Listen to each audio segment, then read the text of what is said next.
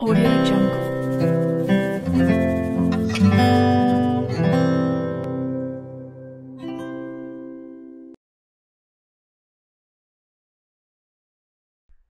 ચાલો good morning. આપણે રચનાના લેક્ચર 4 માં આપણે આગળ જોઈએ તો સ્વાધ્યાય 11.1 દાખલા નંબર 6 BC બરાબર 7 સેમી, ખૂણો B બરાબર 45 અંશ, ખૂણો A બરાબર 105 અંશ હોય તેવો ત્રિકોણ ABC દોરો. પછી એવા ત્રિકોણની રચના કરો કે જેની બાજુઓ ત્રિકોણ ABC ની અનુરૂપ બાજુઓથી 4/3 ગણી હોય. જો અહીંયા 4/3 ગણી હોય મતલબ કે આ ગુણોત્તર છે એ 1 કરતાં મોટો છે. મતલબ કે હવે જે આપણે આપેલો ત્રિકોણ છે એના કરતાં જે એને સમરૂપ ત્રિકોણ દોરશું એ આપેલા ત્રિકોણ કરતાં મોટો ત્રિકોણ દોરવાનો છે, કારણ કે અંશ મોટો છે ને છેદ નાનો છે. હવે આ પહેલી વાત. હવે આપણે સૌથી પહેલા તો શું કરીશું કે BC બરાબર 7 સેમીનો રેખાખંડ દોરીશું. તો અહીંયા આપણે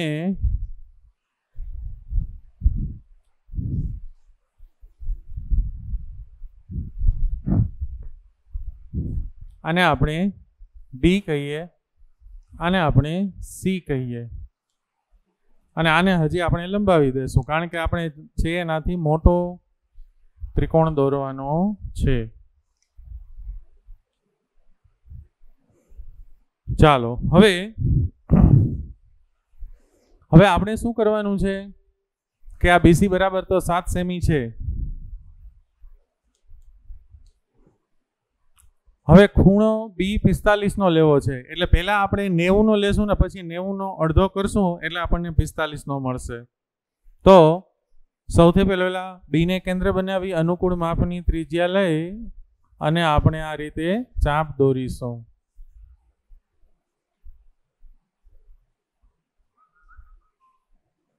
હવે આને કેન્દ્ર બનાવી ચાપ દોરશું એટલે ને એટલી ત્રિજ્યા રાખી આને કેન્દ્ર બનાવી ચાપ દોરીશું. આ બંને જેટલી ત્રિજ્યા લઈ ઉપર ચાપ દોરશું. તો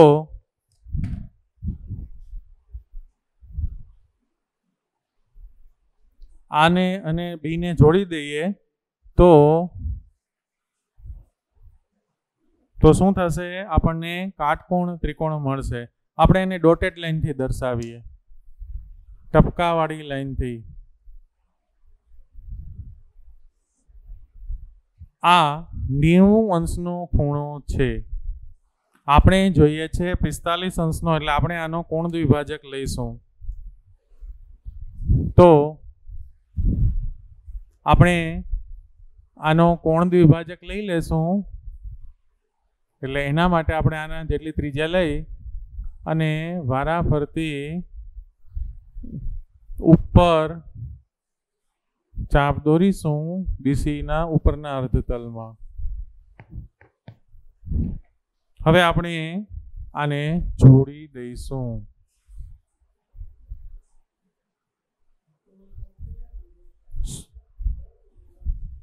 જો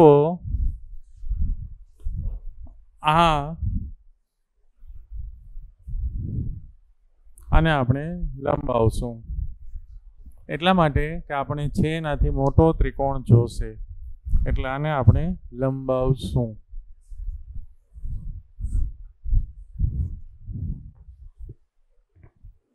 હવે ખૂણો A 105 નો જોઈ છે. હવે ખૂણો A 105 નો જોઈએ અને આ 45 છે, તો ખૂણો C કેટલાનો દોરીએ કે જેથી અહીંયા A આપણને 105 નો મળે? તો તમને ખબર છે કે ત્રિકોણના ત્રણેય ખૂણાના માપનો સરવાળો 180 થાય, એટલે ખૂણો A વત્તા ખૂણો B વત્તા ખૂણો C બરાબર 180. આપણે A કેટલાનો જોઈએ છે? તો કે 105 નો, એટલે એની જગ્યાએ 105 લખશું. B આપણને કેટલાનો આપી દીધો છે? 45 નો, તો એ લખી નાખશું. તો હવે આપણે ખૂણો C બરાબર 180, આ બંનેનો સરવાળો 150, એટલે કે ખૂણો C બરાબર 180, 150 આ તરફ લઈ જાય તો -150, એટલે કે 180 માંથી 150 જાય તો 30 વધે. મતલબ કે જો આપણે અહીંયા 30 અંશનો ખૂણો દોરીએ તો એ કિરણને અહીંયા લંબાવતા આ કિરણ સાથે જ્યાં છેદશે ત્યાં આપણને એ બિંદુ મળશે અને એને આપણે એ આપણો 105 અંશનો ખૂણો થશે. એટલે આપણે અહીંયા સી આગળ 30ના માપનો ખૂણો દોરશું. 30ના માપનો ખૂણો દોરવા માટે પહેલા આપણે 60 અંશનો ખૂણો દોરશું ને પછી એનો કોણ દ્વિભાજક લેશું. તો અનુકૂળ માપની ત્રિજ્યા લઈ સી ને કેન્દ્ર બનાવી આપણે ચાપ દોરીશું.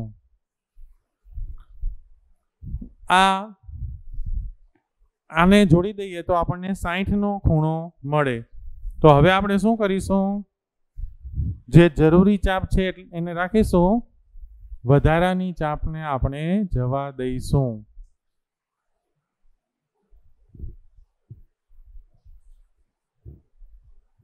જુઓ, આને જોડી દઈએ તો 100 તો આને જોડી દઈએ તો 60નો ખૂણો મળે, પણ આપણે તો માત્ર 30નો જોઈ છે એટલે આનો કોણ દ્વિભાજક લઈ લેશું.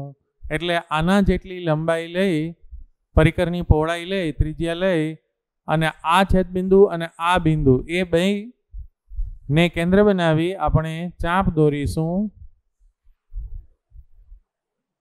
મતલબ કે આ જે બિંદુ આપણને મળ્યું એ બિંદુ અને સી બિંદુને જોડતું કિરણ દોરશું તો આપણને એ જે છેદબિંદુ મળશે બંને કિરણનો એ આપણને શું મળશે?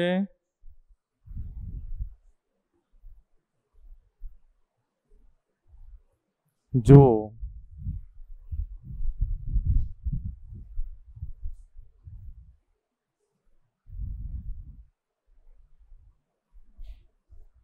આ રીતે આને આપણે દોરી કાઢશું. તો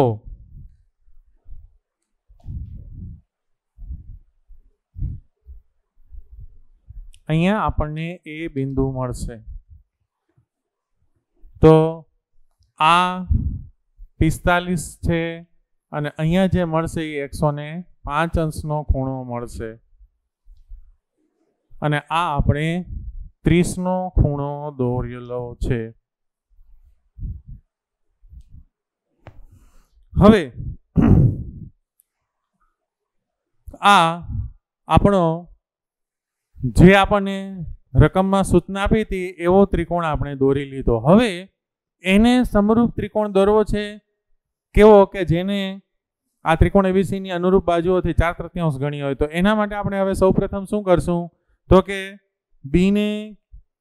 બી માંથી એવું અહીંયા એક કિરણ દોરશું કે જેથી ખૂણો CBX એ લઘુકોણ થાય. તો એના માટે આપણો જૂનો ને જાણીતો અનુકૂળ માપની ત્રિજ્યા લઈ અને આપણે શું કરીશું? આપણે એક ચાપ દોરીશું. એ ચાપ આને જ્યાં છેદે એ બિંદુને કેન્દ્ર બનાવી ચાપ દોરીશું. એટલે કે આ જે ખૂણો મળશે આ બિંદુ અને બી બિંદુને જોડતા આ બી બિંદુને જરાક આપણે સાઈડમાં લઈ લઈએ એટલે દેખાય. હવે આપણે બી બિંદુ અને આ બિંદુને જોડતું કિરણ દોરશું કે જેથી આપણને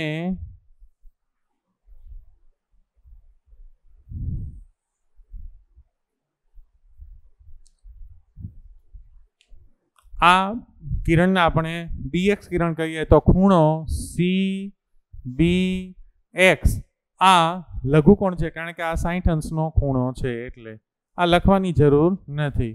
આપણે અહીંયા એનો નિર્દેશ કરેલો જ છે કે BCના જે અર્ધતલમાં બિંદુ એ છે તેનાથી વિરુદ્ધ અર્ધતલમાં એટલે એ બિંદુ જ્યાં છે એનાથી વિરુદ્ધ અર્ધતલમાં એટલે કે નીચેના અર્ધતલમાં કિરણ BX એવું દોર્યું કે જેથી ખૂણો CBX એ કેવો થશે?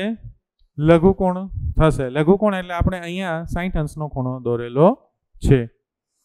હવે આપણે ગઈ રચનામાં જોયું હતું એમ આપણે જે જૂની રચનામાં જોઈ ગયા હતા એમ શું કરીશું તો કે છેદમાં જે સંખ્યા આપેલી છે 3 તો આના ઉપર કુલ પેલા આમાં સૌથી મોટી સંખ્યા કઈ છે તો કે 4 એટલે કિરણ BX ઉપર આપણે 4 એક સરખા અંતરે બિંદુઓ મેળવીશું.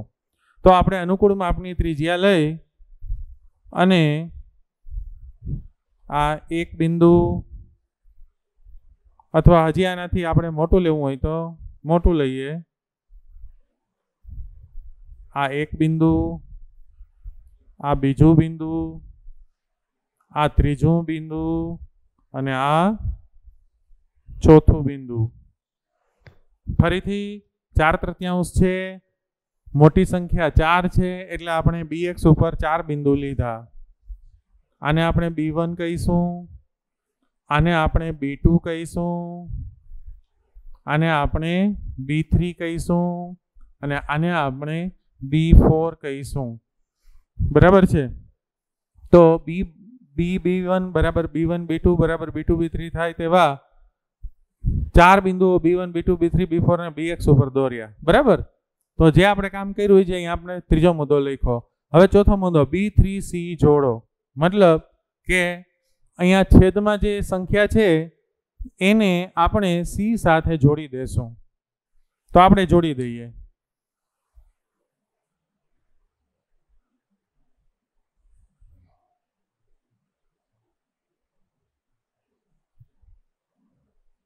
बराबर छे। तो चौथो मुद्दो b3c जोड़ो एटले के आपणे दौरी लीधो।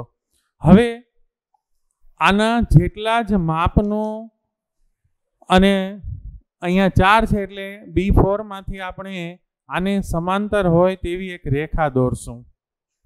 तो एना माटे आपणे शुं करशुं? b3 ने केंद्र बनावी अनुकूल मापनी त्रिज्या लई अने चाप दौरीशुं। फरीथी एटली त्रिज्या लई b4 ने केंद्र बनावी चाप दौरीशुं। बराबर छे। हवे अहींया बराबर आना उपर आवे एटला मापनी त्रिज्या लई आ बिंदु ने केंद्र बनावी अने चाप दौरशुं। अहींया पण एम ज करीशुं। किरण bx उपरना बिंदु परथी आपणे चाप दौरीशुं। हवे आने जराक डार्क करी दईए।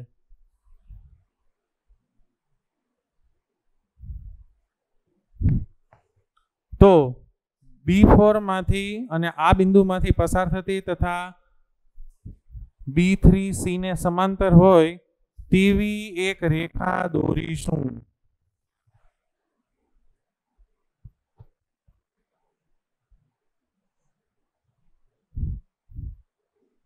जे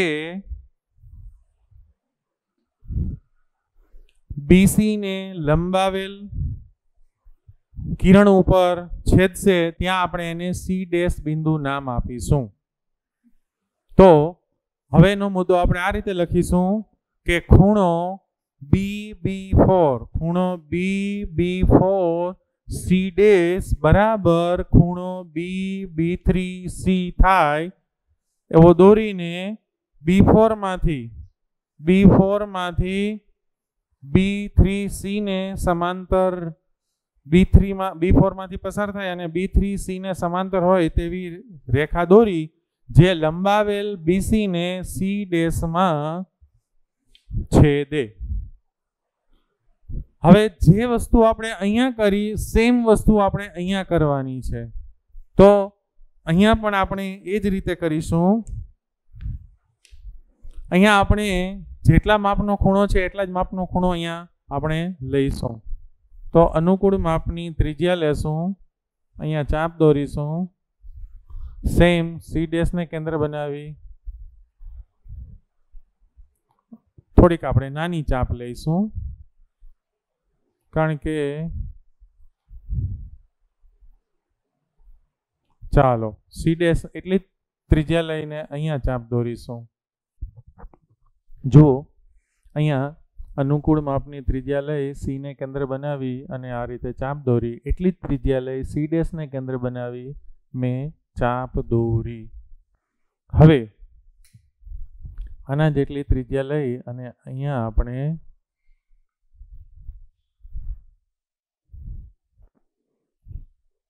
छेद बिंदु मेळवशुं। एवो ज रीते आने केंद्र बनावीने अहींया छेद बिंदु मेळवशुं। जो जूनी ने नवी रचना जूनी अने नवी चाप भेगी न थाय ए खास ध्यान राखजो। एवुं होय तो नाना मोटुं थोडुंक माप लई लेवानुं। તો આ અહીંયા ભેગી થશે, આ અહીંયા ભેગું થાય છે. થોડીક નાની કરી નાખી, આ ચાપની થોડીક નાની કરી નાખી. હવે આ બિંદુ અને આ બિંદુને જોડતું કિરણ દોરીશું અથવા રેખા દોરીશું કે જે આ લંબાવેલ બી ને જ્યાં છેદે ત્યાં આપણે એ ડેશ નામ આપીશું. એટલે કે આ રીતે સી ડેશ માંથી અને આ બિંદુમાંથી પસાર થતી.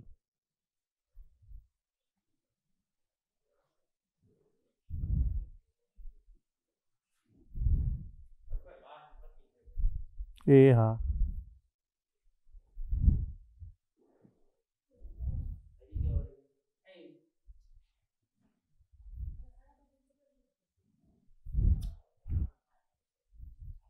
અહીંયા જ્યાં છેદે ત્યાં આપણે એ ડેશ નામ આપીશું. તો આપણે જે રચના દોરી એને હવે આ રીતે લખી શકાય કે ખૂણો B C dash A dash, ખૂણો B C dash A dash બરાબર ખૂણો બી સી એ. દોરીને સી ડેશ માંથી સીએ ને સમાંતર રેખા દોરી જે બીએ ને અને જે લંબાવેલ બીએ ને એ ડેશમાં છેદે. આથી ત્રિકોણ A dash B C dash A માંગેલ માપ મુજબનો, આવો માંગેલ માપ મુજબનો ત્રિકોણ એબીસી ને સમરૂપ હોય તેવો ત્રિકોણ છે. અને એ ડેશ બી સી ડેશની બાજુઓ ત્રિકોણ એબીસીની અનુરૂપ બાજુઓથી 4/3 ગણી છે. 4/3 ગણી છે. આ શરતનું પાલન થાય એ પ્રમાણેનો આપણે આ ત્રિકોણ દોર્યો. જુઓ બહેનો, તમે પણ આ રીતે ઘણી બધી પ્રેક્ટિસ કરશો ત્યારે દોરી શકશો. શરૂઆતમાં તમને તકલીફ પડશે, અગવડતા પડશે, પણ આ મેં તમારી સામે જે રીતે રચના કરી છે એ તમે વારંવાર જોશો અને જાતે ઘણીવાર પ્રયત્ન કરશો ત્યારે જ તમને આવડશે. કારણ કે આ કૌશલ્યનો મુદ્દો છે, એટલે આમાં તમારે જાતે કેટલી બધી વાર રચના દોરવી પડશે ત્યારે જ તમને સાચી રચના આવડશે. તો હું આશા રાખું છું કે તમે તમારી જાતે સ્વાધ્યાય 11.1ની રચનાઓ દોરી શકશો. હજી આપણે એક રચના જોઈશું કે જે આપણે આના કરતાં 1 કરતાં નાનો ગુણોત્તર હોય એવી આપણે રચના પણ જોઈશું. તો આજે બસ આટલું.